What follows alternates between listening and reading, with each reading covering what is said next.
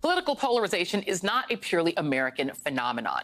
Many democracies across the globe are struggling with the very same issues. On Sunday, the citizens of the fourth largest democracy, Brazil, elected former leftist President Luiz Inácio Lula da Silva, who successfully beat back far-right President Jair Bolsonaro. Tonight, Bolsonaro finally broke his silence, telling reporters that he would follow the Constitution while never actually conceding his defeat. At the same time, in Israel, yet another politician seems to have made an astonishing comeback. Exit polls in Israeli elections predict that former Prime Minister Benjamin Netanyahu will once again lead the country. He will marshal a far-right coalition of outspoken religious supremacists, including a follower of the late explicitly racist, ultra-nationalist Meir Kahane, whose organization was once classified as a terrorist organization by the U.S. State Department. Netanyahu and Bolsonaro are close allies to Vladimir Putin. Netanyahu's reemergence on the scene is particularly troubling for Ukraine. Netanyahu recently wrote that Putin is smart, sophisticated, and focused on one goal, returning Russia to its historical greatness. Since launching its invasion of Ukraine, Russia has waged targeted attacks against civilians, including torture, rape, and indiscriminate attacks in densely populated areas, all in the name of making Russia great again. Back with me is former Secretary of State Hillary Clinton. We're going to take advantage of your foreign policy chops, Madam Secretary. And I do want to start by asking you about Brazil. What do you make of the fact that Bolsonaro, in the end, was defeated and his reticence about conceding that defeat? Well, I think what he did today sends a quite positive message, Joy. I think that he basically couldn't bring himself to say that he lost, and so it wasn't a formal concession, but he said he would follow the Constitution, and he apparently gave the okay to his team to say they would start the transition. So we didn't hear big steal. We didn't hear, it was rigged. I didn't really lose. We didn't hear any of that from him like we heard from and still hear today from Trump. So I'm cautiously optimistic that Brazil will make this transition. I think it's going to be quite difficult for Lula because the election was so close. I mean, it was about as close to a 50-50 election as you could get. But he has made it clear, again, something we didn't hear from Trump at his inauguration, but he has made it clear he wants to be the president for all Brazilians, those who voted for him, those who did not vote for him. So, as I say, I'm cautiously optimistic that he will be able to govern the country effectively and begin to deal with some of the, very big problems that face Brazil.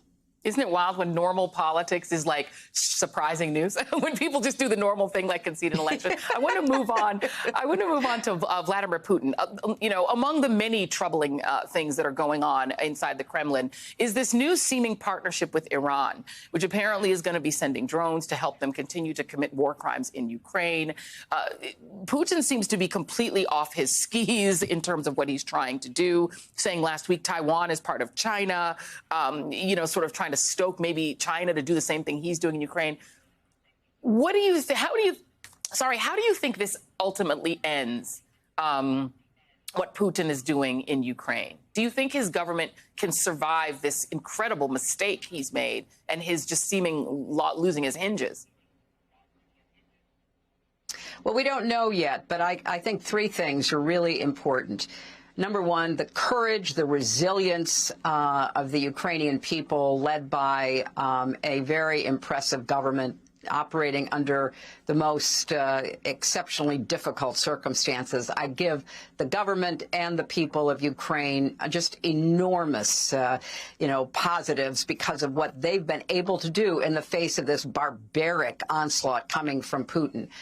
They could not have done it without the very strong support of the United States, NATO, our allies in two ways. One, continuing to provide the kind of military equipment they need to defend themselves against Russia, and imposing sanctions that at least we seem to believe are beginning to really bite and will continue to deepen the economic pain of Russia.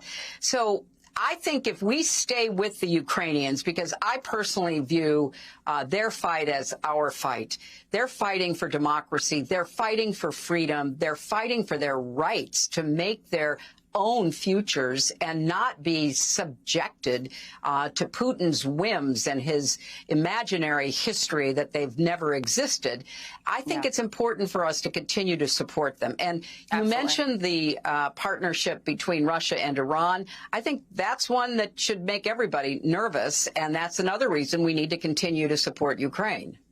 I literally have to go, but do you have a very quick comment about what's happening in Israel? If Netanyahu becomes Prime Minister again with a very far right, dare I say, anti-racist coalition, what does that mean? Very quickly, we're out of time. We don't know. I mean, Netanyahu's a very experienced politician, and he certainly has always paid attention to the threat from Iran. I hope he pays attention to it now, because this partnership that Iran has with Russia should be of deep concern to Israel. Well, I will leave it there. I would love to talk to you for another hour, but we'll have to have you come back, Secretary Hillary Clinton. Thank you very much. I appreciate you being here. And we'll be right back. Thank you, Joy.